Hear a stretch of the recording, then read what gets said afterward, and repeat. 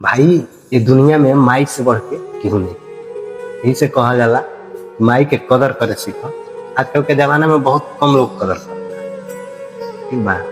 माई तारा खातिर का काम करे भाई, बहुत कुछ के लिए अपन पेट काट के अपन अपने भूखे रही के तारा के खियोले भी है, अपन दुख दबा के तहारा दुख के सही करौले भी। वही के एक कहल जाला माई। ठीक बा ना। जब बचपन में रहला बुखार लागो तो माई तारा अगर बुखार लागल हो तो माई रात भर जागल हो तारा खा। मैं बरत अपना मेहरारू के देख तारा बुखार लागल हो का कभी सुत जाई आंख मुन के तारा ओकरा से कोनो टेंशन नहीं कर भाई।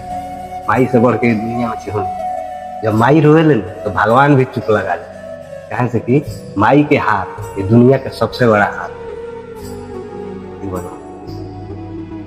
तू एहू बेरा तू देख लिया तो फोन करिए घर फोन करब माई तरफ कुछ खैल कैसन बार तबियत ठीक बा चाहे कुछ मगर मेहरारू फोन करे तो का हो पैसा मिलल है किने के बा हो किने के बा है करे के बा उ तरह के ना पूछी खैल कि ना खैल ठीक बा कि ना ठीक बा।